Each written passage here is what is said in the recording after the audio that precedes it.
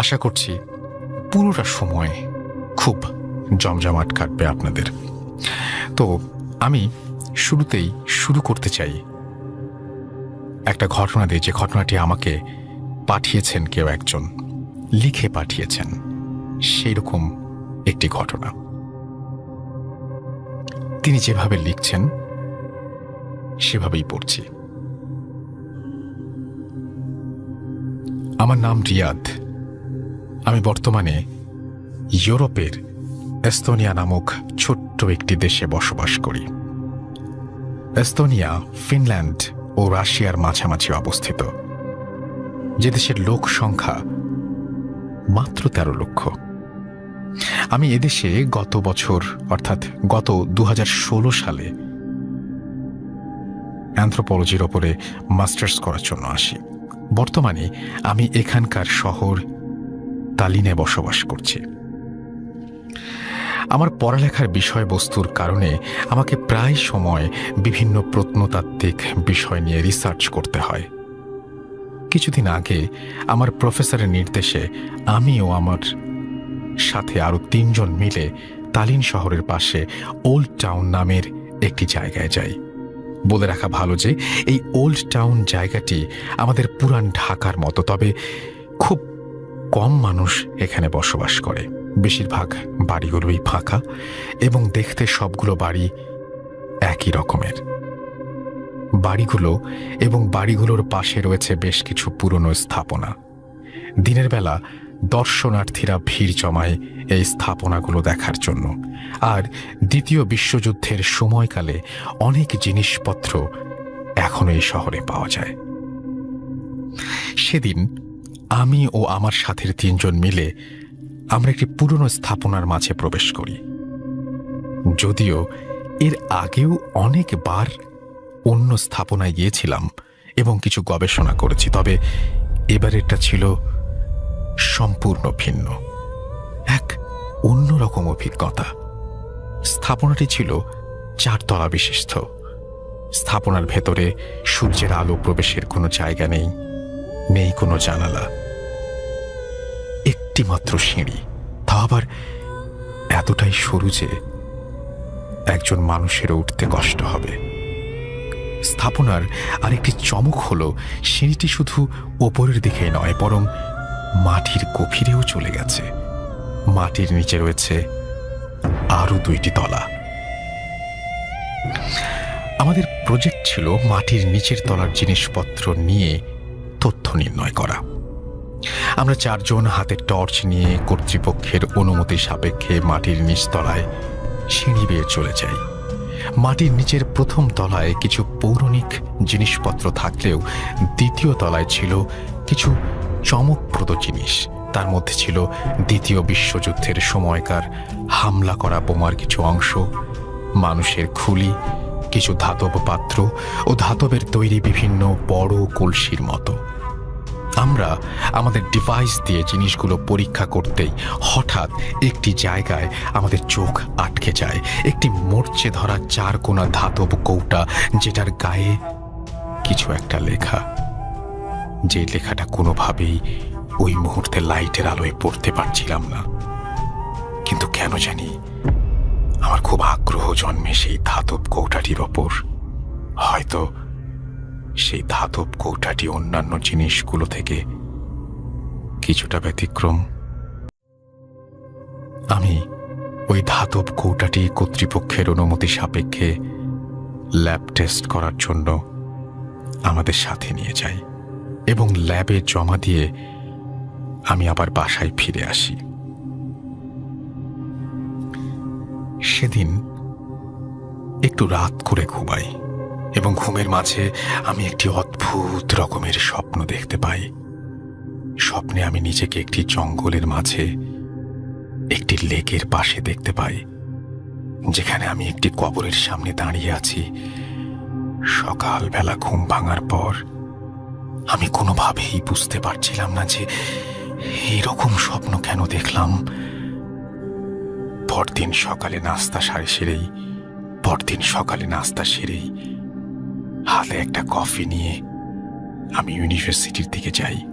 ল্যাবে গিয়ে আমি কৌটাটি খোলার চেষ্টা করি এবং অনেক চেষ্টার পর ধাতব কৌটাটি অক্ষত অবস্থায় খুলতে সক্ষম হই।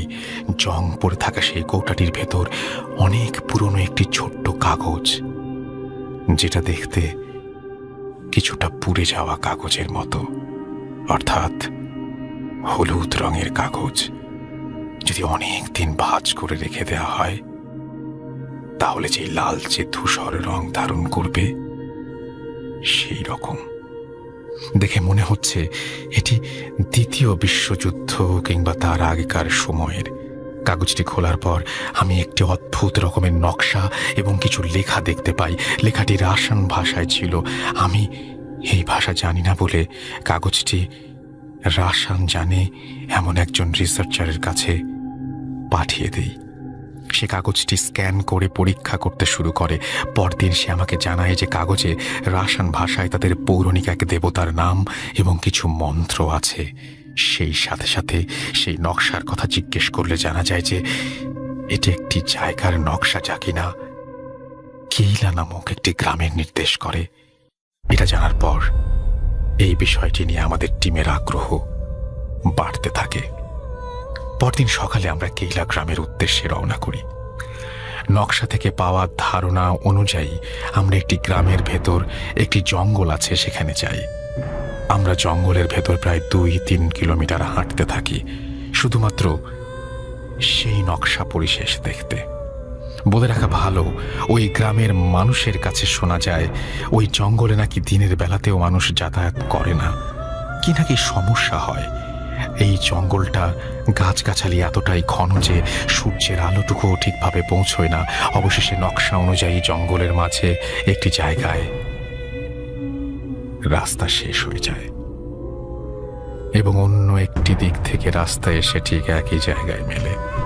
বলা যায় আমরা একটি গোল চত্বরে পৌঁছে যাই। সেখানে আমরা ছোট্ট একটি লেক দেখতে পাই, কিন্তু লেকটা দেখার পরই আমার শরীরটা কেমন যেন হয়ে ওঠে, কারণ ঠিক এই রকম দেখতে একটা লেক আমি গতকাল রাতে স্বপ্নে দেখেছিলাম। লেকের পানি থেকে কেমন যেন তীব্র একটা দুর্গন্ধ বের হচ্ছিল। আমার লেকের প্রায় শুকিয়ে যাওয়া পানি ছিল কালো বর্ণের। আমার টিমের একজনের নাম ছিল অ্যান্ড্রু। সে লেকের দিকে দক্ষিণ পাশে দুটো গাছের মাঝামাঝি একটি উঁচু জায়গায় আবিষ্কার করে, যেটা নকশায় নির্দেশ করছিল। আর নকশায় এও বলা ছিল যে ওই উঁচু জায়গায় দেবতার প্রাণ শক্তি লুকায়িত আছে। আর টিমের অ্যান্ড্রু ছিল ক্যাথলিক আর বাকি দুজন ছিল নাস্তিক। তারা ডিসিশন নেয় যে ওই উঁচু জায়গাটি খুঁড়ে দেখবে কি আছে, কিন্তু আমার কেন যেন খুব বেশি একটা ভালো লাগছিল না। বারবার গত রাতের স্বপ্নের কথা মনে পড়ে যাচ্ছিল। খোঁড়াখুঁড়ি করার যন্ত্রপাতি না থাকায় সেদিন আমরা ফিরে চলে যাই। সেদিন রাতে বাসায় এসে নিজে রান্না ও ডিনার শেষ করতে করতে লেট হয়ে যায়। বিছানায় পিঠ লাগাতে ঘুম চলে আসে। কখন যে ঘুমিয়ে যাই নিজেও টের পাইনি। সেদিন রাতেও আমি সেই আগের রাতের সেই স্বপ্ন দেখতে পাই এবং আরও দেখতে পাই যে কি যেন একজন আমাকে বলছে সেই জঙ্গলের মাঝে লেকের কাছে না যেতে। বারবার আমাকে হাত দিয়ে না যাবার নির্দেশ করছে কিংবা কিছু একটা বারণ করছে। সকালে প্রচণ্ড মাথা ব্যথা নিয়ে ঘুম ভাঙে, কিন্তু কোনোভাবেই আমি স্বপ্নের ব্যাপারটা মিলাতে পারছিলাম না। প্রতিদিনের মতো আজকেও আমাকে ল্যাবে চলে যেতে হতো এবং আজকে একটু আগে কাজ শেষ করেই আমরা ওই জঙ্গলের দিকে বেরিয়ে পড়ি। আমি আমার গত দুরাতের স্বপ্নের কথা কোনোভাবেই আমার টিমের কাউকে বলতে পারছিলাম না, কারণ তারা কেউ আমার কথা বিশ্বাস করবে না। আজকে কেন জানি আমার টিম মেম্বার অ্যান্ড্রু যেতে চাইল না, তবে সবার কথার পরে সে যেতে রাজি হয়। আর আমি কেমন যেন ভয় পাচ্ছিলাম, আবার কৌতূহল হচ্ছিল। মনে হচ্ছিল যদি ভালো কিছু একটা পেয়ে যাই তাহলে আমার থিসিসের কাজে অনেক সহায়ক হবে। যাই হোক, আজকে সমস্ত যন্ত্রপাতি নিয়ে আমরা একজনের গাড়িতে চড়ে রওনা হলাম। গ্রামের শেষ অংশে যাবার পর আর গাড়ি নিয়ে যাওয়া যায় না, তাই গাড়ি রেখে হাঁটা শুরু করলাম। গ্রাম পেরিয়ে জঙ্গলে ঢোকার সময় এক বৃদ্ধের সাথে দেখা। বৃদ্ধ দেখতে কিছুটা কুঁজো হয়ে গেছে, কিন্তু তার সব চুল দাড়ি পাকেনি, আধা আধা টাইপের। সে কোনো একটা ভাষায় আমাদের জিজ্ঞেস করলো যে কোথা থেকে এসেছি। আমরা আমাদের উত্তর দেওয়ার আগেই বলল, তোমরা যেখানে যাচ্ছ সেখানে যেও না, হয়তো ফিরতে পারবে না। কথাটা আমার মনে দাগ কাটলো। আমার সাথে থাকা অ্যান্ড্রু ও কিছুটা চমকে গেল। বৃদ্ধ আরও বলল, 5টি নাবালক শিশুকে জ্যান্ত পুঁতে ভুডু করে শক্তিশালী করে রাখা হয়েছে। বলে রাখা ভালো, ভুডো একটি প্রাচীন রোমান শয়তান দেবতার নাম। আমরা ওই বৃদ্ধকে কিছু বলার আগেই সে চলে গেল। আমরা আমাদের মতো সেই নির্দিষ্ট লেকের পাশে দিয়ে যন্ত্রপাতি নিয়ে দাঁড়াই। আজকে কেমন জানি লেকের পানি থেকে আরো বেশি দুর্গন্ধ আসছিল, আর সূর্যের আলো কম থাকায় কেমন একটা অন্ধকারাচ্ছন্ন লাগছিল। খেয়াল করে দেখলাম চারপাশ খুব নিস্তব্ধ, এমনকি পাখির ডাকও শোনা যাচ্ছিল না। খুব স্তব্ধতা বিরাজ করছিল ওই জায়গাটার চারপাশে। যাই হোক, আমরা আমাদের কাজ শুরু করে দিলাম। যেহেতু জায়গাটা জঙ্গলে, কারো ব্যক্তিগত প্রপার্টি নয়, তাই মাটি খোঁড়ার জন্য কোনো অনুমতি নেওয়ার প্রয়োজন হয়নি। মাটি খোঁড়ার আগে আমরা আরও সেই নকশার কপিটা বের করে জায়গাটা ঠিক আছে কিনা সেটা নিশ্চিত হয়ে নিলাম। তারপর আমরা 4 জনই মাটি খোঁড়া শুরু করলাম। প্রায় ঘন্টাখানেক মাটি খোঁড়ার পর সবাই ক্লান্ত হয়ে পড়ি। ছোট্ট একটা বিরতি নিয়ে আবার কাজ শুরু করব বলে আমরা সিগারেট ধরাই। চারপাশে স্তব্ধতা আমাকে কেমন যেন একটা শিহরণ দিচ্ছিল। এর আগেও এইরকম প্রত্নতাত্ত্বিক জিনিস নিয়ে কাজ করেছি, কিন্তু এবারেরটার মতো কখনোই এমন থ্রিল অনুভব করিনি। বারবার মনে হচ্ছিল মাটি খোঁড়ার কাজ আমাদের না। আর তাছাড়া প্রফেসর জানলে আমাদের এই টিমটার জন্য অনেক সমস্যা হয়ে দাঁড়াবে। যাই হোক, সিগারেট শেষ করে আমরা আবার কাজে ফিরলাম। তবে এবার যা দেখলাম তা ছিল আমাদের জন্য অবিশ্বাস্য। মাটি খোঁড়ার আগে উঁচু জায়গাটি যেমন ছিল এখনো তেমনি আছে, একটা খোঁড়ার দাগও নেই। বিষয়টা আমাদের কাছে প্রচন্ড অবাক লাগলো। 4 জন মিলে 1 ঘন্টা খোঁড়ার পর মাটিগুলো আমরা যে জায়গায় পাশে ফেলেছিলাম সেখানেও কোনো চিহ্ন নেই।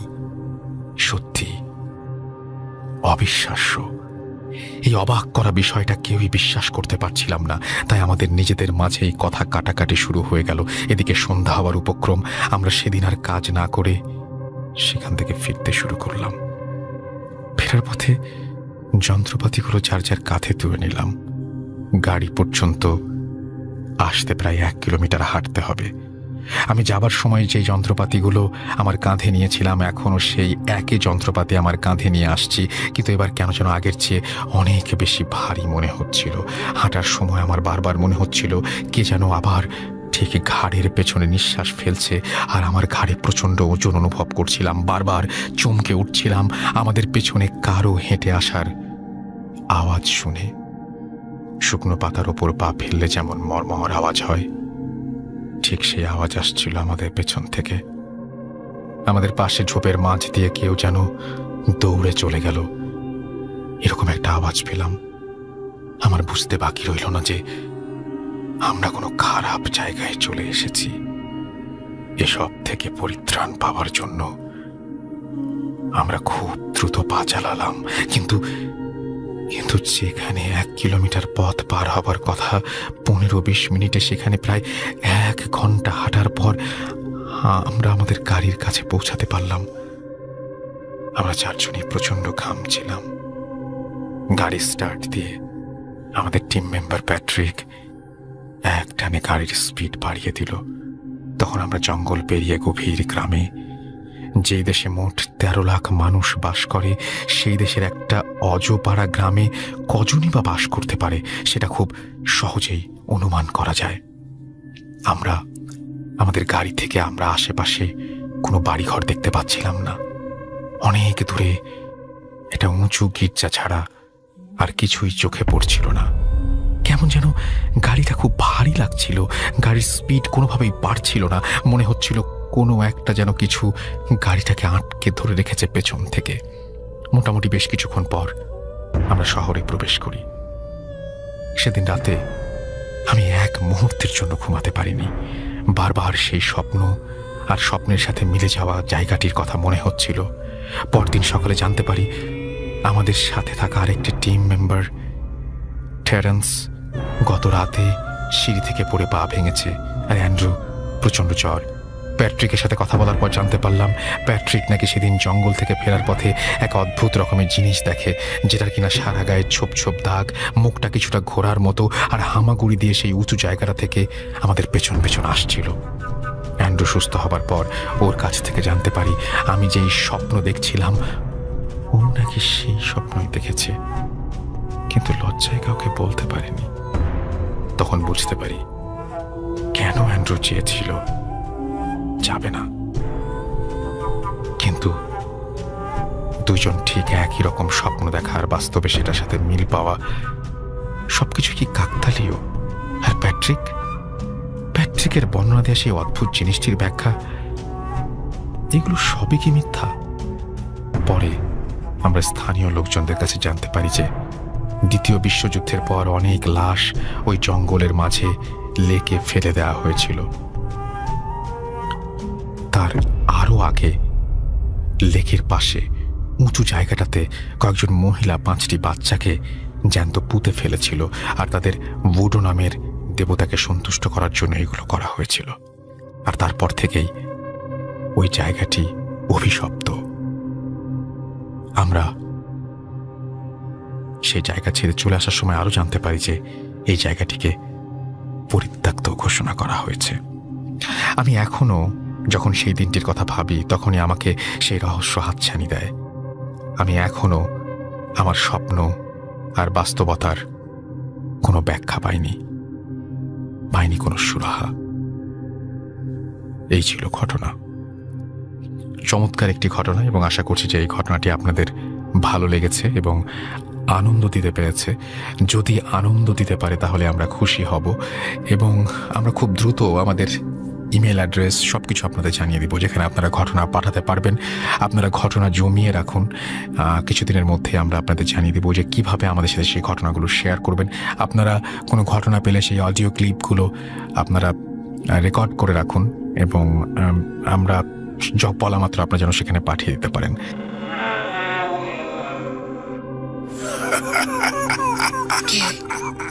কে তুমি? Hoot.com. The fear returns with Russell.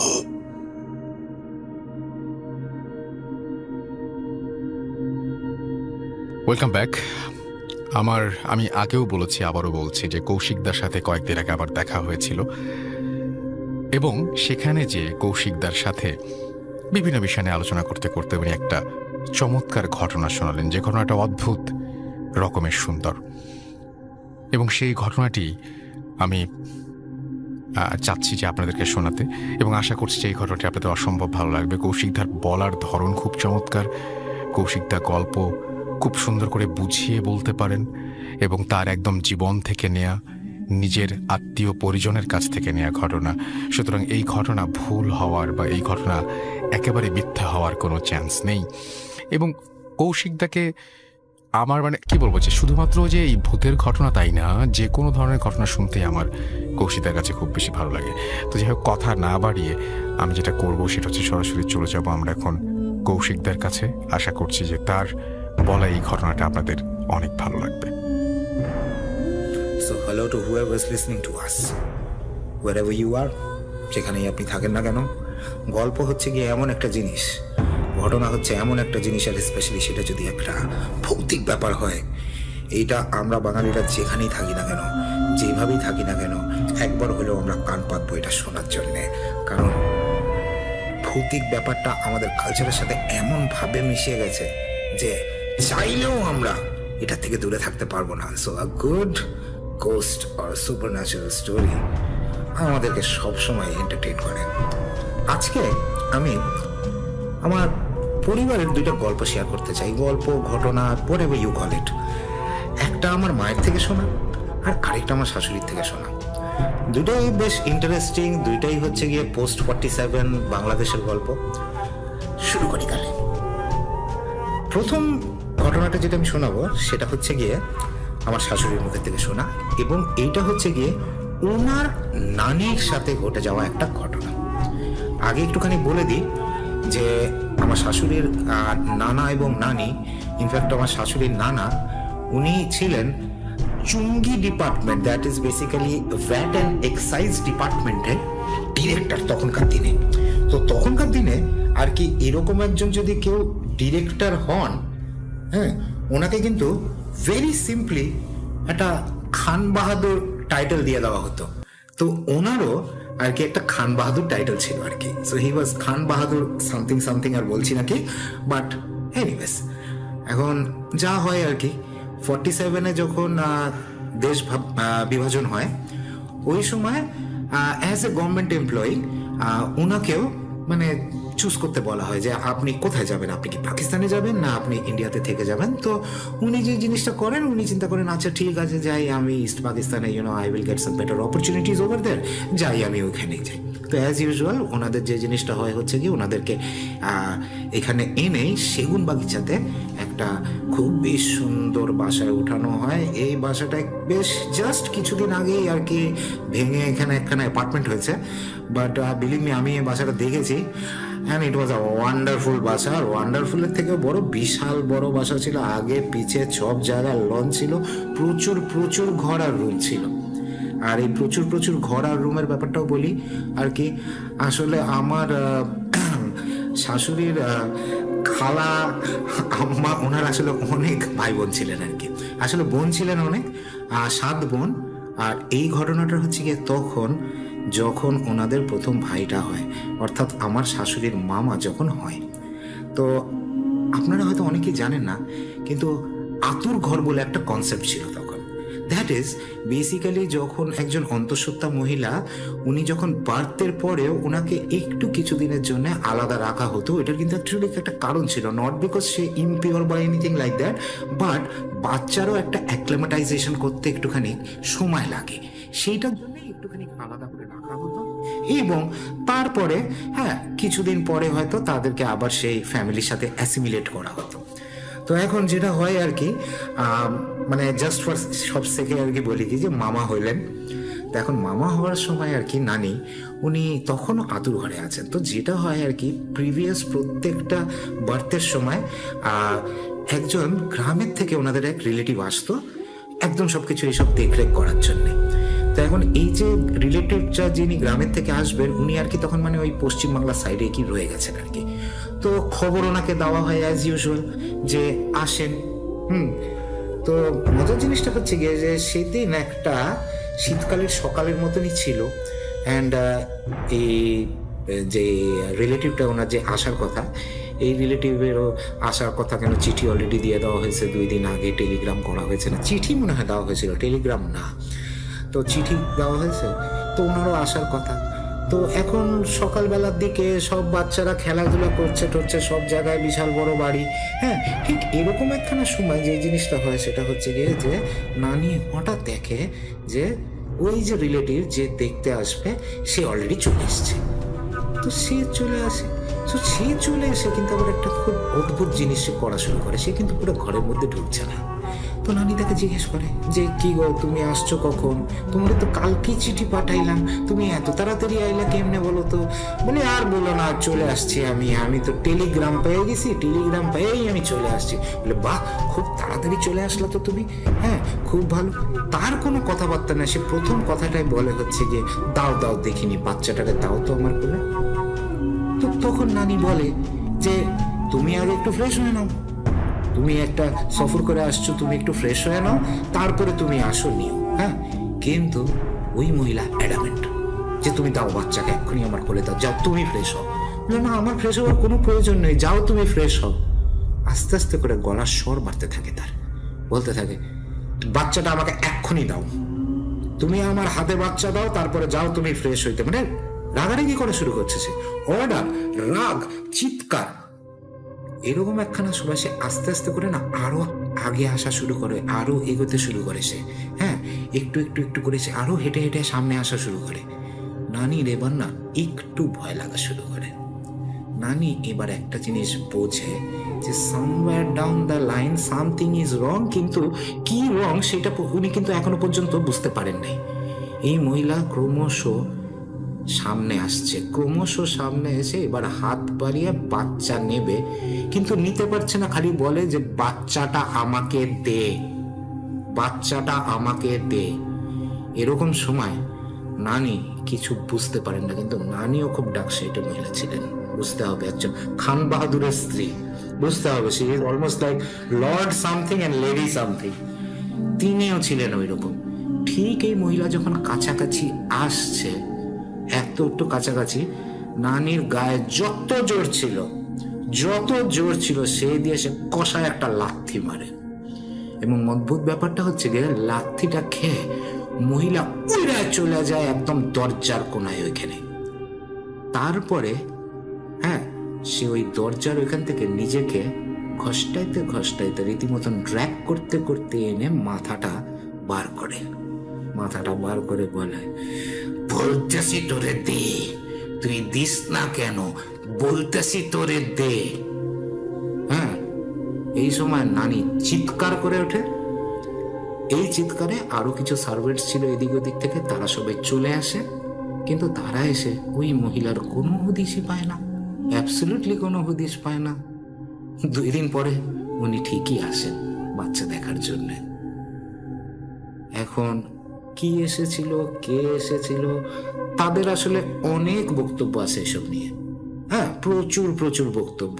এটাও বলে যে 6 মেয়ের পরে প্রথম পুত্র সন্তান হচ্ছে, মানে উপরেলাই জানে আসলে কি ছিল। কিন্তু এই একখানা ছোট্ট একটা ঘটনা ছিল আর কি, এটা আমার শাশুড়ি থেকে শোনা। বেশ প্রচলিত ঘটনা। ইনফ্যাক্ট ওই বাড়ির আরো অনেক ঘটনা আছে, এই একখানা ছোট্ট বললাম আর কি। Thank you. এটা অসম্ভব সুন্দর ঘটনা আসলে, এবং আমার মনে হচ্ছে যে মানে আপনি যে ব্যাখ্যাটা দিলেন না, ওইটা আরো সুন্দর ছিল, অনেক ভালো ছিল। কারণ সব জিনিসের পিছনেই না একটা না কোনো একটা কারণ, একটা কোনো ব্যাখ্যা থাকে। দ্য ফ্যাক্ট যে নানি একলা কেন ছিল, এই আতুর ঘরের কনসেপ্টটা আজকাল লোকজন কিন্তু জানে না স্যার। তাই জন্য জানা দেওয়া যে কেন একজন অন্তঃসত্ত্বা মহিলা ইভেন আফটার ডেলিভারি উনি একা ছিলেন কিসের জন্য, সেটাই তো। তো ওইখান থেকে ওই ব্যাপারটা আসলে অনেক কিছুই হয় আর কি, যেগুলো ঠিক এক্সপ্লেন করা যায় না। Spirit, be here with me.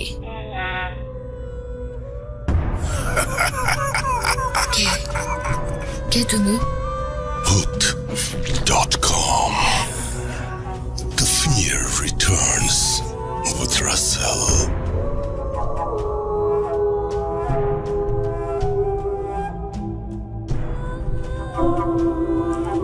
Rasel ভাই, আপনাকে ধন্যবাদ গত এপিসোডে আমার একটি ঘটনা প্রচার করার জন্য। তাই অনুপ্রাণিত হয়ে আজ আবারও লিখলাম। সরাসরি ঘটনায় চলে যাচ্ছি। ঘটনাটি আমার ফুপার সাথে ঘটা। তিনি একজন জাহাজের ক্যাপ্টেন। তার মুখে যেভাবে ঘটনাটা শেয়ার করেছেন তিনি, আমি সেভাবেই বলছি। ঘটনাটি 1988 সালের জুন মাসের। তখন আমি সিলেট রুটে জাহাজ চালাতাম। তো একবার জাহাজ নিয়ে চট্টগ্রাম থেকে সিলেটে যাই।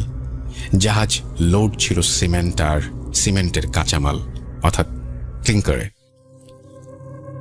কিন্তু সিলেটের যে ঘাটে ক্লিংকার আনলোড হবে, সেই ঘাটে অন্য জাহাজের লম্বা লাইন থাকায় আমার জাহাজ আনলোড হতে প্রায় 1 সপ্তাহের বেশি সময় লেগে যায়। তাই এই 7 দিন বসে না থেকে ভাবলাম চায়ের দেশ শ্রীমঙ্গল থেকে একটু ঘুরে আসি। আমি জাহাজের স্টাফদের একসাথে ডেকে বলার পর আমার সাথে আরো 3 জন যেতে রাজি হলো। বাকিরা জাহাজের নিরাপত্তার জন্য জাহাজেই রয়ে গেল। উল্লেখ্য, ওই সময় মোবাইল ফোন ছিল না, তাই যোগাযোগ করা আজকের মতো এতটা সহজও ছিল না। যেই ভাবা সেই কাজ। মূলত এটা একটা অ্যাডভেঞ্চার জাতীয় ট্রিপ ছিল তাদের সবার কাছে। ফুপা ও তাদের 3 জন কলিগ একটা গাড়ি রিজার্ভ করে শ্রীমঙ্গলে সকালবেলা রওনা দিয়ে দুপুরের আগেই পৌঁছে যান। জায়গাটা বর্তমানে একটা রিসর্ট, যেটা খুবই নাম করা, সেটা নাম বলছি না, সঙ্গত কারণে আমি ঘটনার প্রকৃত স্থানটির নাম প্রকাশ করছি না। তারা শ্রীমঙ্গল থেকে সদর থেকে 6 কিলোমিটার দূরে কোনো একটি টি গার্ডেনে একটি বাংলোতে ওঠেন। উল্লেখ্য, তারা যে বাংলোতে উঠেছেন সেটা কোনো একটি টি স্টেটের অব্যবহৃত বাংলো। বিশেষ কারণ ছাড়া এটা কেউ ব্যবহার করত না। মাঝে মাঝে ঢাকা থেকে অতিথি এলে সেখানে থাকতে দেয়া হতো, বা ম্যানেজমেন্টের বিশেষ প্রয়োজন ছাড়া বাকি সময় তালা বন্ধ থাকত। এদিকে ফুপা ও তার কলিগরা সারা বিকেল ঘোরাঘুরি করে আশেপাশের জায়গাগুলোতে দেখল চা বাগানে লাওয়াছড়া বোরের ভেতরে ঘুরে বাংলোতে ফিরতে ফিরতে রাত 8:30টার মতো বেজে যায় তাদের। রাত 8:30টায় চা বাগানের জন্য যথেষ্ট রকমের গভীর রাত। ততক্ষণে বাংলোর কেয়ারটেকার গভীর ঘুমে আচ্ছন্ন। ডেকে ওঠানো হলো কেয়ারটেকারকে। কেয়ারটেকার একটু বিরক্তির মাঝেই উঠে রাতের খাবার টেবিলে সাজিয়ে দেয়। খাওয়া দাওয়া শেষ করতে করতে তাদের রাত 10টার মতো বেজে যায়। কেয়ারটেকার সবকিছু গুছিয়ে চলে যাবার সময় বলল, বাবুরা, রাতে বের হইয়েন না কিন্তু। আর কোনো আওয়াজ শুনলেও বাংলোর বাইরে যাইয়েন না কিন্তু, পাহাড়ি এলাকা বইলে কথা। বলে কিছু শোনার অপেক্ষা না করেই হনহন করে হ্যারিকেন নিয়ে এগিয়ে চলে গেল লোকটা। যাবার সময় দরজাটা বাতাসের ঝাপটায় কড়কড় শব্দে আপনা আপনি লেগে গেল। কেয়ারটেকারের কথাটাকে আমাদের গ্রুপের কেউ খুব একটা পাত্তা দিল না। কিসের আর বিপদ হবে? আমাদের সাথে তো আর টাকা পয়সা, স্বর্ণ, গহনা এসব নেই। 4 জন যুবক মানুষ, কার এত সাহস তাদের কাছে আসবে? এই বলে উড়িয়ে দিল সবাই কেয়ারটেকারের কথাটা। মূলত তখন ভুলেও ভাবেনি যে ভৌতিক কোনো কিছুও ঘটতে পারে। ফুপা বলছেন, আমি প্রতিদিন রাত 10:30টায় বিবিসির খবর শুনতাম বহু আগে থেকে। এটা না শুনলে আমার ঘুম আসতো না। তাই রাতে আমার সাথে শর্ট ওয়েভ ব্র্যান্ডের একটি রেডিও সবসময় সঙ্গে থাকতো। এখানে এনেছি। অবশ্য আমি যেখানে যেতাম সাথে কিছু থাকুক আর না থাকুক, রেডিওটা থাকতোই। যেহেতু জাহাজি মানুষ, তাই ফুপার আবার ধূমপানের অভ্যেস ছিল। তাই রাতের খাবার শেষ করে ফুপা ধূমপান করতে এবং বিবিসি খবর তার ছোট্ট ব্যাটারি চালিত রেডিওতে টিউন করে তার এক কলিগকে নিয়ে বাংলোর বাইরে বের হন। উদ্দেশ্য, ধূমপানটাও হবে, খবরটাও শোনা হবে, আবার খাবার পরে একটু হাঁটাও হবে, হ্রদ দেখা আর কলা বেচা সবই একসাথে। তাই আমি নূর আলম নামের এক স্টাফকে সাথে নিয়ে বেরিয়ে পড়লাম চা বাগানের মেঠো পথ ধরে। চা বাগানে সাধারণত প্রচুর শেয়াল থাকে, তাই চারিদিক হতে থেকে থেকে ভেসে আসছিল কিছু শেয়ালের হুক্কা হুয়া ডাক। গাছের ওপর থেকে মাঝে মাঝেই পেঁচার ডাক আর ডানা ঝাপটানোর শব্দ শোনা যাচ্ছিল। রাতের নিশাচর পোকামাকড়ের শব্দ শোনা যাচ্ছিল থেমে থেমে।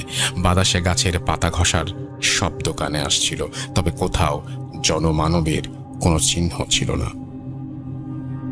পরিবেশটা যথেষ্ট পরিমাণের গা ছমছমে ছিল, যদিও তবু এটিকে উপভোগ করতে করতে সামনে এগিয়ে যাচ্ছিলাম। ভয়টাই মনে কিচ্ছু ছিল না তখন। পূর্ণিমা না হলেও বেশ চাঁদের আলো ছিল। চা বাগানের গাছের মাঝে বড় বড় ছাউনিওয়ালা গাছের ছায়ায় রাস্তাটা আধো আলো আধো অন্ধকারে ঢেকেছিল। তবে মাটির রাস্তাটা বেশ দেখা যাচ্ছিল। যথারীতি রেডিওর খবর শুরু হলো। শুনছি আর হাঁটছি। হাঁটতে হাঁটতে প্রায় মিনিট 15 মতো দূরত্ব পার হয়েছি। সিগারেটটা শেষ হয়ে যাওয়াতে আর একটা সিগারেট জ্বালালাম। নূর হোসেনকে জিজ্ঞেস করলাম, কিরে, ভয় পাচ্ছিস নাকি? সে কোনো উত্তর করল না, শুধু ঘাড় নেড়ে বোঝালো, না। হঠাৎ চাঁদের আলোয় দেখলাম সামনে থেকে প্রায় 6-7 ফুট উঁচু 4 জন লোক সাদা লম্বা পোশাকে আবৃত হয়ে একটা কফিনের মতো কিছু একটা নিয়ে আমাদের দিকে আসছে, এবং তাদের পেছনে আরো 10-12 জন একই আকৃতির এবং একই পোশাক পরা লোক হেঁটে আসছে। দেখেই মনে হলো হঠাৎ কেমন যেন একটা শীতল অনুভূতি ফিল করলাম। মানুষ হাঁটলে পায়ের মুভমেন্টের কারণে বডিটা উঁচু নিচু হয়, হাতে সামনে পেছনে যায়, কিন্তু লোকগুলো এমনভাবে আসছে কারো শরীর নড়ছে না, যেন বাতাসে ভেসে ভেসে আসছে এদিকে। দেখে হঠাৎ কলিজায় চাপ অনুভব করলাম। এমন দৃশ্য এই সময় এই জায়গায় দেখবো সেটা ভুলেও ভাবনাতেও আসেনি। আমি একা সাথে নূর হোসেনকে জিজ্ঞেস করলাম, কিরে, তুই কিছু দেখতে পাচ্ছিস নাকি সামনে? সে উত্তর দিল, না। আমি বললাম, এত রাতে কোনো মানুষ মারা গেলে তো কাউকে দাফন করে না, সকালে সকালে দিবে বা দিনে দিবে। তাহলে এরা আসলো কোত্থেকে? লাশ দাফন করতে যাচ্ছে, কিন্তু সাথে একটা লাইট, টর্চ, হ্যারিকেন, কিচ্ছু নেই। কিরে? নূর হোসেন নীরব, কোনো উত্তর নেই তার। দেখতে দেখতে কফিনগুলো সহ লম্বা অবয়বগুলো আমাদের পাশে আসলো আর ঠিক সেই মুহূর্তেই রেডিওতে চালানো খবরটা হঠাৎ ঝিরঝির করতে লাগলো। মনে হলো চ্যানেলটা হঠাৎ করে রেডিও সিগন্যাল হারিয়ে গিয়েছে। কিন্তু এটা কিভাবে সম্ভব? এতক্ষণ ফুল ক্লিয়ারভাবে অনুষ্ঠান চলছিল, 1 সেকেন্ডের মধ্যে সিগন্যাল নেই। এটা ভাবতে ভাবতেই ওই 4 জনের হাত থেকে কফিনটা একদম আমাদের পাশে এসে পড়লো বিকট শব্দে, আর কফিনের ঢাকনাটা খুলে গেল। ভেতর থেকে বেরিয়ে এলো লাশের মুখ। এ যেন কেউ না, আমার সাথে বের হওয়া নূর হোসেন, যে এতক্ষণ আমার সাথে ছিল। এটা তো তারই লাশ। লাশটার মুখ পোড়া, বিভৎস। বুকের ভেতরটা ছ্যাঁত করে উঠল। ঠিক তখনই আমার নাকে ভেসে আসতে লাগলো ভয়ঙ্কর মাংস পচা বোটকা গন্ধ। কতটা ভয়াবহ ছিল সেই গন্ধটা, সেটা শব্দ দিয়ে বোঝানো সম্ভব নয়। আমি আমার জীবনে এত ভয়াবহ গন্ধ কোনোদিন পাইনি। যখন জায়গাটা শুনশান, নীরবতা, সমস্ত পাখির ডাক, শেয়ালের শব্দ সব যেন একসাথে বন্ধ হয়ে গেছে। তখনও আমার হাতে সিগারেট জ্বলছে। কফিনের সাথে অবয়বগুলোর দিকে তাকিয়ে যেতেই বুঝতে পারলাম প্রত্যেকের মুখ পোড়া, বিভৎস। কারো চোখ নেই, মুখমণ্ডল নেই, সম্পূর্ণই পোড়া। দেখে গায়ের সব পশম আমার দাঁড়িয়ে গেল। সাথে থাকা নূর হোসেনের দিকে তাকালাম। আমার সারা শরীর ঝিমঝিম করছিল। হঠাৎ এতটা মানসিক চাপ নিতে না পেরে পড়ে যাচ্ছিলাম, তাই নূর হোসেনের হাতটা ধরতে যাচ্ছিলাম শক্ত করে। কিন্তু এ কি, আমার হাত তার শরীর ভেদ করে এপার থেকে ওপারে চলে গেল। তার মানে এতক্ষণ আমি যার সাথে হাঁটছিলাম, কথা বলছিলাম, সেও অশরীরী। আমি চিৎকার করতে পারছিলাম না, সারা শরীর ঘেমে ভিজে গেছে। আমার কণ্ঠ থেকে কোনো শব্দ বের করতে পারছিলাম না। ঠিক এমন সময় কফিনের ভেতরে থাকা সেই লাশটি প্রচণ্ড জোরে গোঙাতে লাগলো। আমি কোনো কিছু না ভেবে পেছনের দিকে গায়ের সমস্ত শক্তি দিয়ে দৌড় দিলাম। সিগারেট, রেডিও কি কোথায় পড়লো তার কোনো হদিস ছিল না। রুদ্ধশ্বাসে ছুটলাম যেদিক থেকে এসেছি। আমি দৌড়াচ্ছি, আর মনে হচ্ছে গোঙানির শব্দটা আমার কাঁধের নিকট আরও নিকটতর হচ্ছে। আমাকে কেউ পেছনে ধাওয়া করছে। ঠিক সেই সময় শেয়ালের ডাক শুনতে পাচ্ছিলাম। মনে হচ্ছিল শত শত শেয়াল একসাথে আমাকে ঘিরে ধরেছে। জীবনে কখনো এত ভয় পাইনি। প্রাণপণে দৌড়াচ্ছিলাম বাংলোর দিকে। দৌড়তে দৌড়তে বাংলোর জায়গাটায় যখন এলাম, তখন দেখি সেখানে কোনো চিহ্ন নেই। বাংলোর চিহ্ন নেই। চা বাগানের থুতু প্রান্তর। হাড় চাপ নিতে পারছিলাম না। দিক বিদিক শূন্য হয়ে যেদিকে পেরেছি দৌড়েছি। কতক্ষণ দৌড়েছি মনে নেই। দৌড়াতে দৌড়াতে হঠাৎ কোনো একটা গর্তে পড়ে যাই। আমার স্নায়ু আর চাপ নিতে পারে নাই। আমি তৎক্ষণাৎ জ্ঞান হারাই। কতক্ষণ এভাবে ছিলাম জানি না। হঠাৎ বজ্রপাতের শব্দে আমার শরীর আর মুখে বৃষ্টির পানির ফোঁটায় আমার জ্ঞান ফেরে। বজ্রপাতের আলোতে আমি দেখি একটা খ্রিস্টানদের পুরনো এক কবরের ভেতরে আমি পড়ে আছি। প্রত্যেকটা কবরের ওপরে ক্রস চিহ্ন দেয়া। যেদিকে চোখ যায় শুধু কবর আর কবর। আশেপাশে থেকে শুধু কুকুরের কান্নার আওয়াজ আসছে এবং চারিদিক খুটখুটে অন্ধকার। পায়ে প্রচণ্ড ব্যথা অনুভব করলাম। পায়ে হাত দিতেই দেখি বাম পাটা চিরে রক্ত বের হচ্ছে। হাত নাড়তেই দেখি কবরের ভেতরে থাকা লাশ, তার হাড় সাথে লেগে থাকা আমার পা চিরে গেছে। অর্থাৎ লাশের হাড়ে চিরে গেছে আমার পা। বজ্রপাতের আলোতে দেখলাম আমি শুয়ে আছি একটা কঙ্কালের ওপর। আর তখন কি করব বা কি করা উচিত কিছুই আমার মাথায় আসছিল না। আমার সব ঘটনা মনে পড়ে গেল। আমি কোথায় ছিলাম, কি হয়েছে, কি আছে, সবকিছু। ভয়াবহ ব্যাপার হলো, সামনে তাকিয়ে দেখি যে কফিনটা দেখে জ্ঞান হারিয়েছিলাম, সেই কফিনটা ঘিরে ওই 4 জন আরো শত শত সাদা অবয়ব দাঁড়িয়ে আছে। বজ্রের আলোতে কবরের ভেতর থেকে দেখছিলাম আমি। সাথে শুনতে পেলাম কয়েকটা কুকুরের করুণ ডাক। কেঁদেই যাচ্ছে, কেঁদেই যাচ্ছে। হঠাৎ দেখলাম একটা কফিন ঘিরে দাঁড়িয়ে থাকা সাদা অবয়বগুলো একটি শরীর না ঘুরিয়ে, ঘাড়টা 180 ডিগ্রি ঘুরিয়ে আমার কবরের দিকে তাকালো। এই দৃশ্য দেখে আমি আবারও জ্ঞান হারালাম। জ্ঞান ফিরে দেখি আমি সেই বাংলোর রুমে। আমার সামনে কেয়ারটেকার, আমার 3 কলিগ, সবাই, সাথে একজন ডাক্তার। গায়ে আমার তখন ভীষণ জ্বর। শরীরের বিভিন্ন জায়গায় কাটা ছেঁড়া। আমার কাছে সবাই জানতে চাইলো আমি কিভাবে গোরস্তানের ভিতরে গেলাম, কারণ গোরস্তান থেকে বাংলোটি ছিল প্রায় 4 কিলোমিটার দূরে। আমি একে একে সব ঘটনা বললাম, সব কিছু। সমস্ত ঘটনা শোনার পর আমার কলিগ নূর হোসেন বলল, আমরা যখন দুজন খবর শুনতে শুনতে হাঁটছিলাম তখন নূর হোসেন নাকি আমাকে বলেছিল যে আমি একটু আসছি, আমি একটু বাথরুমে যাওয়ার প্রয়োজন হয়েছে। আমি তাকে ধরে ফেলবো, কিন্তু রেডিওর দিকে মনোযোগ থাকায় আমি তার কথার আওয়াজ শুনতে পাইনি। আমি ভেবেছিলাম সে হয়তো আমার সাথেই আছে। আর বাগানের রাস্তাটা কিছু দূর সামনে গিয়ে 2 ভাগে ভাগ হয়ে যায়। আমি বামের রাস্তা ধরে হাঁটছিলাম, কিন্তু নূর হোসেন আমাকে বামের রাস্তা ধরে কিছু দূর খুঁজে তারপরে না পাওয়াতে ডান দিকের রাস্তায় খুঁজতে থাকে। অবশেষে আমাকে না পেয়ে বাংলোয় ফিরে আসে। সবাইকে নিয়ে বের হয়ে আমাকে খুঁজতে খুঁজতে সারা রাত না পেয়ে কেয়ারটেকারকে নিয়ে খুঁজতে খুঁজতে ক্রিশ্চিয়ানদের গোরস্থান পর্যন্ত আসে এবং অচেতন অবস্থায় আমাকে উদ্ধার করে। ঘটনা শুনে বাংলোর কেয়ারটেকার বলল, বাবু, আপনাদের তো বলেছিলাম বের না হতে, আপনারা তো কোনো কথা শোনেননি। তখন সবাই কেয়ারটেকারকে চাপ দিলে আসল ঘটনা সে বলতে বাধ্য হয়।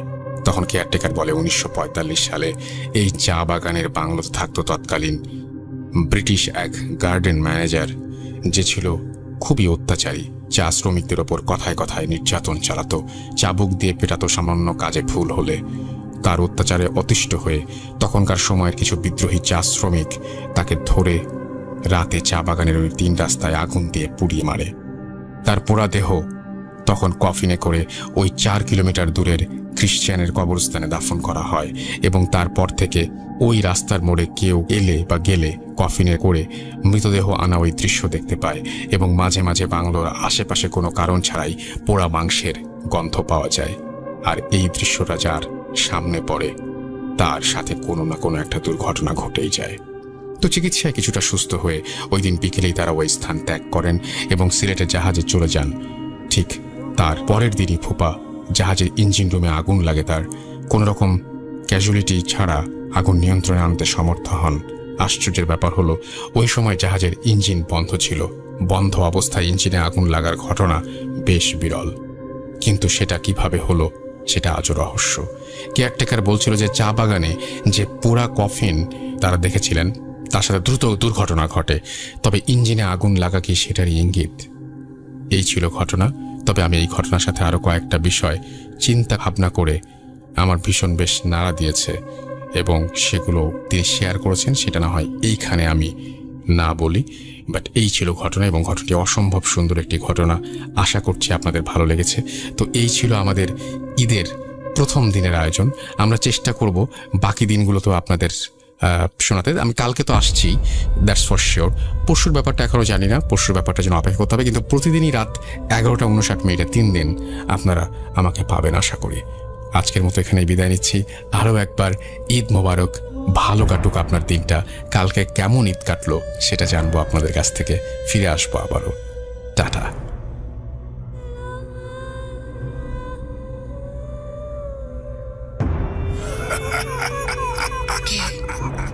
কে তুমি?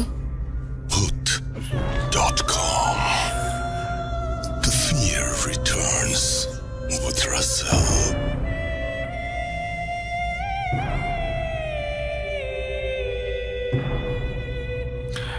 Right, you are listening to ভূত.com। আমি রাসেল আছি সাথে এবং আপনারা শুনছেন আমাকে। এই মুহূর্তে আমি যেটা করব সেটা হচ্ছে যে সরাসরি চলে যাব আরও একটি ঘটনায়। কিন্তু এই ঘটনাটি কার? হ্যাঁ, এই ঘটনাটি আমাদের অনেক পুরনো একজন বন্ধু, আমাদের অনেক পুরনো একজন সহযাত্রী আবরার ভাইয়ের, এবং আবরার ভাই এই ঘটনাটি আমাদের রেকর্ড করে পাঠিয়েছেন। অডিও ক্লিপ তো থাকতেই হবে, তাই না? সো রেকর্ড করে পাঠিয়েছেন। কোয়ালিটি কেমন হবে আই ডোন্ট নো, কারণ তাকে স্টুডিওতে আনা সম্ভব না, কারণ he lives in US। So ওখান থেকে তো মানে আমাদের ভূত.com-এর এরকম কোনো সামর্থ্য নেই যে তাকে উড়িয়ে নিয়ে এসে এখানে ঘটনা শোনাবো আপনাদেরকে। সো তিনি ঘটনা খুবই সঙ্গত কারণেই রেকর্ড করে পাঠিয়েছেন। তার সেই অডিও ক্লিপটি আমরা প্লে করছি। এনজয়।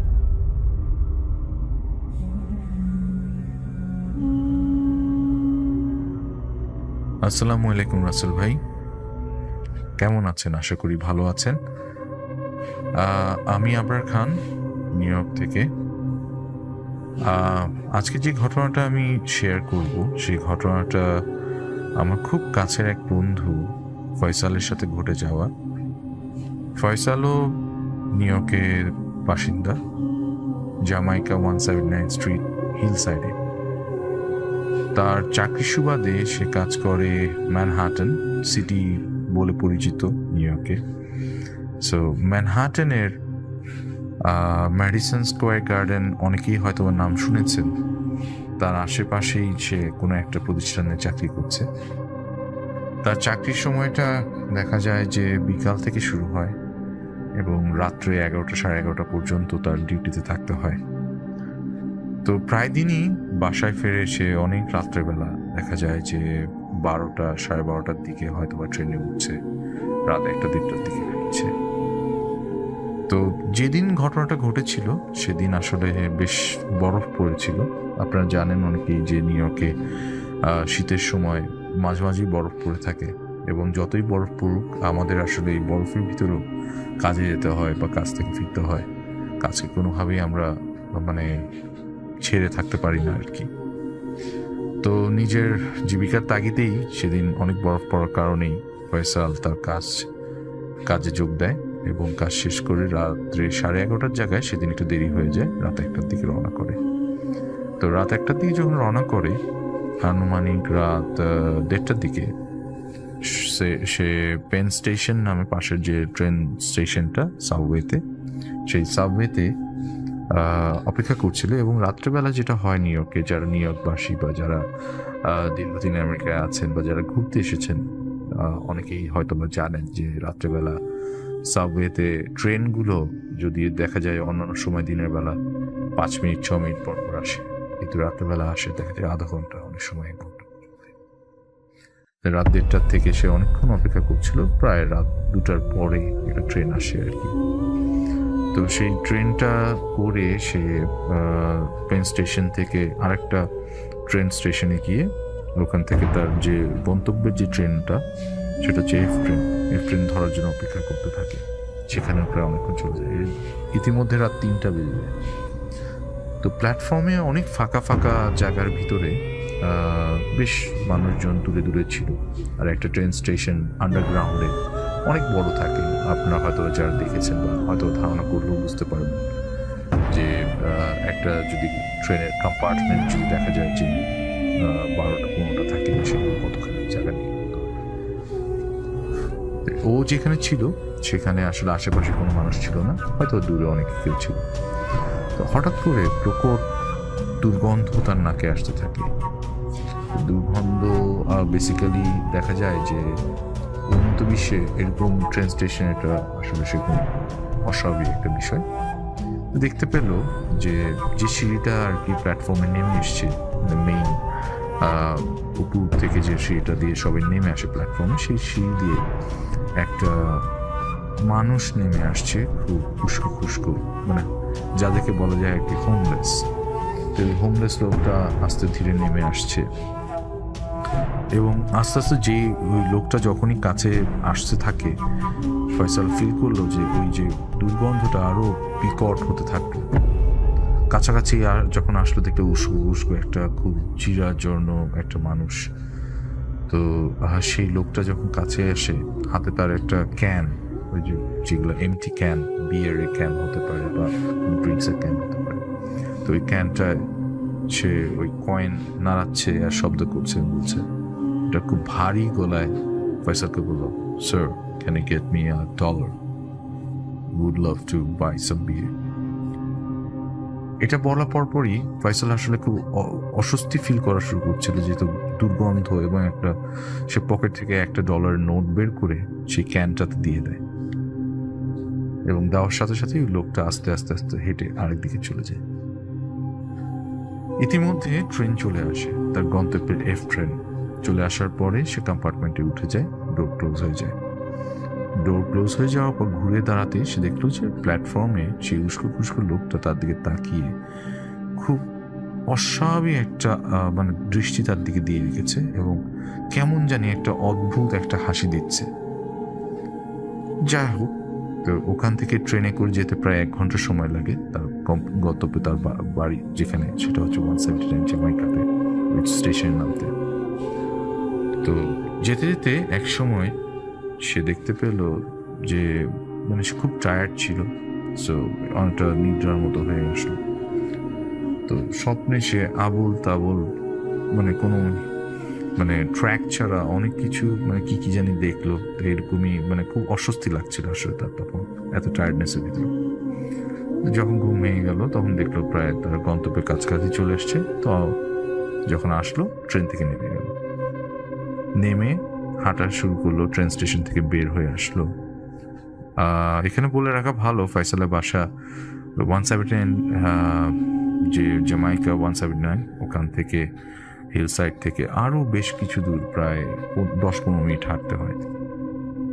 তো সেখান থেকে সে হাঁটা শুরু করলো।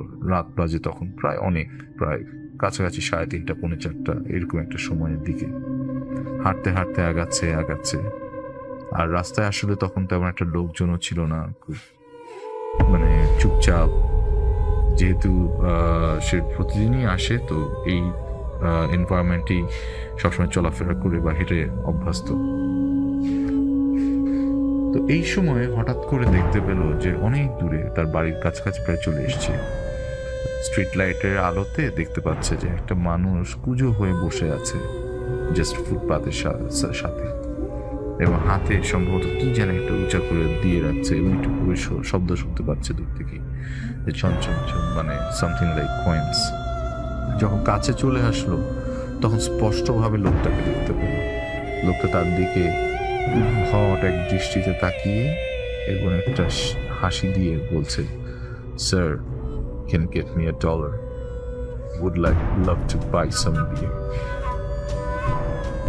ফয়সাল লক্ষ্য করলো এই লোকটা আর কেউ নয়, সেই ট্রেন স্টেশনে লোকটা যে কিনা ভিক্ষা করছিল তার কাছে, হোমলেস।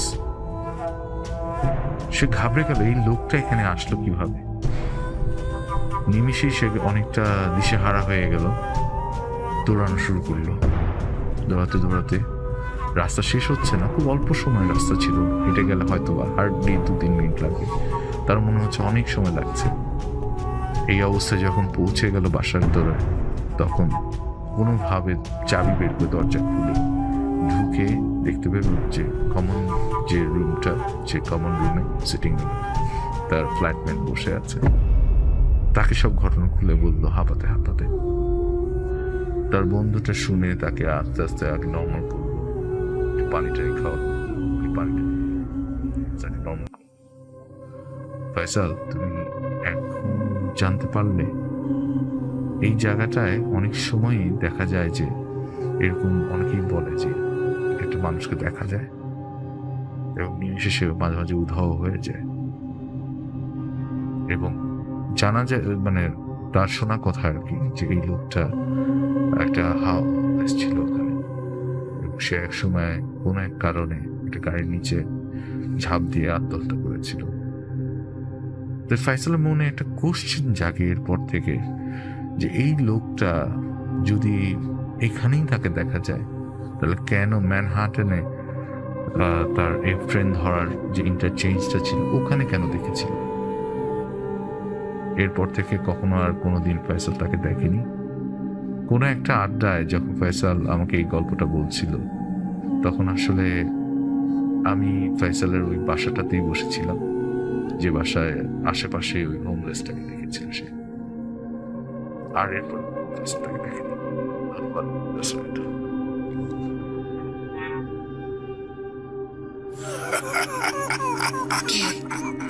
কে তুমি? Hoot.com. The fear returns with Russell.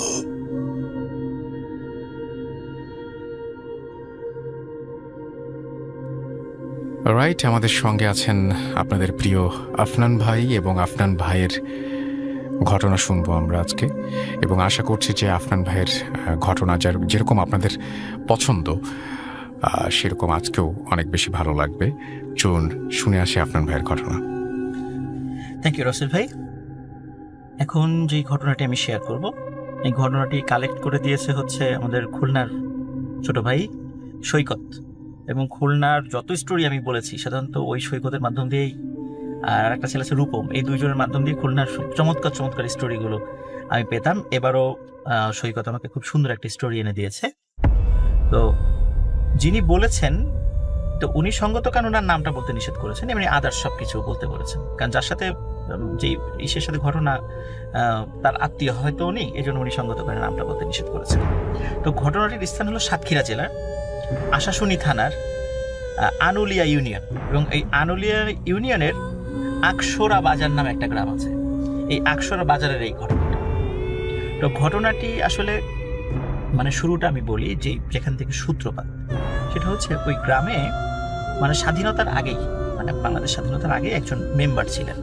তো যেহেতু গ্রামীণ পলিটিক্সের সাথে উনি ইনভলভ ছিলেন, ভালো খারাপ মিলিয়েই মানুষ, কিছু ভালো কিছু খারাপ, পুরাটাই খারাপ না, মানে কিছু ভালো কিছু খারাপ মিলিয়ে মানুষ। তো উনি দেখা যেতেন যে মাঝে মাঝে নিজের মানে ক্ষমতা টিকিয়ে রাখার জন্য বিভিন্ন সময় ভালো কাজের সাথে বিভিন্ন ধরনের অত্যাচারমূলক কাজ উনি করে ফেলতেন। তো এভাবে দেশ স্বাধীনের পরে উনি আর মেম্বার ছিলেন না, কিন্তু উনি এই 90-এর দশকের দিকে মারা যান, মানে বয়সেই মারা গেছেন আর কি, এমনি অন্য কোনো ইসে না, বয়সে মারা গেছেন। তবে উনি মৃত্যুর সময় যারা উপস্থিত যারা ছিলেন আমাকে স্টোরিটা শেয়ার করেছেন আর কি, যার মাধ্যমে শোনা। তো প্রচন্ড কষ্ট পেয়েছিলেন মৃত্যুর সময়, মানে মৃত্যু যন্ত্রণা যে কি আমাকে বলেছেন আর কি, কারণ আমাকে ওই সৈকত যখন এটা ঘটনাটি আমাকে শুনিয়েছে, ও রেকর্ড করে পাঠিয়েছে, আমি নিজে ভয়েস ক্লিপটা আমি শুনেছি আর কি। তো মৃত্যু যন্ত্রণাটা যে কি এটা ওই মেম্বার সাহেবের মানে মৃত্যু না দেখলে কেউ বুঝতে পারবে না। তো উনি মারা যান, মারা যাওয়ার পরে স্বাভাবিকভাবেই ওই বাজারের মানে আকসরা বাজারের মানে রাস্তার মেইন একটা রাস্তা আছে, রাস্তার পাশে একটা কবরস্থান আছে, কবরস্থানে কবরস্থ করা হয়, এবং ওইটা বলতে পারেন ওনাদেরই জায়গা আর কি, বেশ উনি অনেক ভূসম্পত্তির মালিক ছিলেন, মানে কবরস্থ করা হয়। কিন্তু যেদিন কবর দিয়ে এসছে তার ঠিক পরের দিনই মানে লোকজন এসে খবর দিল যে ভাই কবরটা তো ভেঙে গেছে। তখন দেখে যে আসলেই সত্য কবর ভেঙে গেছে, পায়ের দিকটা দেখা যাচ্ছে, কাফন দেখা যাচ্ছে, মাথা দেখা যাচ্ছে। তখন ওরা চিন্তা করেন যে ঠিক আছে, তাহলে কালকেই কবর দিলাম আজকে ভেঙে গেল, ওনারা বিষয় একদম স্বাভাবিকভাবে নিয়েছেন, হতেই পারে। তো ওনারা আবার বাঁশ টাস দিয়ে সবকিছু চাটাই দিয়ে আবার সুন্দর করে কবরটা প্রস্তুত করে দেন, মানে স্বাভাবিক হয়ে গেলেন। পরের দিন আবার কিছু লোক এসে বলে যে ভাই কবর তো ভেঙে গেছে। দেখি একই অবস্থা, কবর ভেঙে গেছে, আবার ঠিকঠাক করেন। পরের দিন আবার একই খবর, ওই কবর ভেঙে গেছে। কি মুসিবত, এরকম প্রতিদিন এই কাজটা কে করতেছে? বলে বৃষ্টি তো নাই, কোনো মানে শেয়াল যে ওটা ই করেছে তাও তো না, কবর ভাঙছে কেন? এখন চিন্তা করেন না, বারবার যেহেতু ভাঙছে, অলরেডি 3 দিন হয়ে গেছে, 3-4 দিন হয়ে গেছে, ওদিকে শরীরেও পচন ধরে গেছে। এখন চিন্তা করেন না, এভাবে আমরা এখন আর ওইটা ই না করি, এখন যেখানে ভেঙে গেছে আমরা মাটি দিয়ে দিই, মানে মাটি দিয়ে পূর্ণ করে দিই, তাহলে ভাঙলেও হয়তো বা এরকম হবে না। তো ওনারা মাটি দিয়ে পূর্ণ করে দেন, যতটুকু যেখানে যেখানে ই ছিল আর কি সেখানে, তাহলে এখন আর ভাঙবে না, চিন্তা করে চলে আসে। পরে একই ঘটনা, যে ভাই কবর ভেঙে গেছে, মানে অবাক ব্যাপার, মাটি তো দিয়ে আসছি, এখন তো মানে কবর তো ভাঙার কোনো কথাই নেই, ভিতরে তো আর ফাঁকা জায়গা নেই, যে দেখে আসলে একই অবস্থা ওরকম। উনি চিন্তা করেন নিশ্চয়ই এটা কোনো, যেহেতু মাটি দেওয়ার পরে কবর ভাঙছে, নিশ্চয়ই ওনার সাথে শত্রুতা ছিল, এমন কোনো লোক ইচ্ছা করে এই কাজটা করছে। তখন ওনারা চিন্তা করে পাহারা বসায়, যে কবর আবার ঠিক করে পাহারা বসায়। দেখে যে কিছুই না, পাহারাদাররা যখন একটু মানে কোনো কারণে একটু অচেতন হয়ে গেছে বা সকাল হয়ে গেছে, বাসায় চলে গেছে, কিন্তু যখনই ওখানে কোনো লোক না থাকে পরে এসে দেখে কবর ভেঙে গেছে। এই ধরনের ঘটনা কন্টিনিউয়াস হচ্ছিল। এখন চিন্তা করেন যে এটা কেউ নিশ্চয়ই করতেছে, এটা ধরতে হবে। এখন ধরার তো কোনো উপায় নাই, চিন্তা করে আসলে কে করছে ওটা সন্দেহ লাগে, যে আসলে এটা কি মানুষের কাজ না কিভাবে কি হচ্ছে এটা তো বুঝতে পারছি না। তখন ওনারা কি করে, কবরটা পরের দিন আবার ঠিক করে চতুর্দিকে এমন ভাবে কিছু মানে হালকা মাটি দিয়ে রাখে যে ওখানে যে কারো মানে পা পড়লে একটা ছাপ সৃষ্টি হবে। তখন ওইভাবে দিয়ে চলে আসেন, আজকে আর কারো পাহারা থাকার দরকার নাই, যদি কোনো মানুষ এই কাজ করে আমরা বুঝতে পারবো, কারণ কাছে এসেই তো ভাঙবে। মোটামুটি কবরের চতুর্দিকে 10-20-15 হাত দিয়ে এরকম হালকা মাটি দিয়ে রেখেছে, পা পড়লেই ওখানে ছাপ পড়ে যায়, যেই আসুক না কেন। পরের দিন রাসেল ভাই ঘটনা একই, কিন্তু কোনো মানুষের পায়ের ছাপ নাই, কোনো পশু পাখির পায়ের ছাপ নেই, কবর ভেঙে গেছে। তখন বলে যে আসলে ওখানকার যে স্থানীয় আলেমরা বলে না, এটা কোনো মানুষের কাজ না, এটা অন্য কোনো কারণে হচ্ছে। তো ওনার যারা সন্তানরা ছিল বলে তোমরা তোমার বাবার জন্য বেশি করে একটু দান খয়রাত করো, দোয়া করো, আশা করি সমস্যাটার সমাধান হবে। তখন উনি ওনার সন্তানরা যারা ছিলেন তখন মসজিদ মাদ্রাসায় বা এতিম বা দুঃখ দরিদ্র লোকদের দান খয়রাত করে তার বাবার রুহের উদ্দেশ্যে। তারপর রাসেল ভাই এই ঘটনার ঘটেনি, মানে এটা শেষ, কবর ভাঙার একদম স্বাভাবিক হয়ে যায়। ওনারা কবরের চারদিকে একটু পাকা করে দেন, এটা এখনো আছে সেটা। কিন্তু এই ঘটনার পরে নতুন করে একটা ঘটনার আবির্ভাব হওয়া শুরু হয়। তো যিনি মানে যার সাথে ফার্স্ট এই ঘটনাটা ঘটে সেটা হচ্ছে, ওনার নাম হচ্ছে জামাল। তো জামালের কাজ ছিল রাতের বেলা, উনি যেহেতু সাতক্ষীরার ওইদিকে তো আপনার ওই যে সুন্দরবনের কাছাকাছি, তো মাছটা ওনারা ধরেন। উনি কি করেন যে সারাদিন মাছ ধরেন, ধরে মোটামুটি গভীর রাত পর্যন্ত মাছ ধরে এসে বাসায় সকাল মানে রাতের বেলা বাসায় এসে ঘুমান, সকালবেলা বাজারে গিয়ে আবার মাছ বিক্রি করেন। এটা ওনার প্রতিদিনের কাজ ছিল। তা উনি এরকম মাছের ঝুড়িতে মাছ নিয়ে মাথায় করে আসছিলেন। তো ওই যে বাজারটা যে কবরস্থানের দিকে যাওয়ার সময় হঠাৎ করে গম করে একটা আওয়াজ হয়, গম করে। মানে অনেক সময় দেখা যাচ্ছে যে কোনো একটা বইয়ের বস্তা যদি আমরা ফ্লোরের উপর হঠাৎ করে ফেলি, দম করে একটা আওয়াজ হয়, যেটা ঠিক ওই রকম আওয়াজ, দম করে একটা আওয়াজ হয়।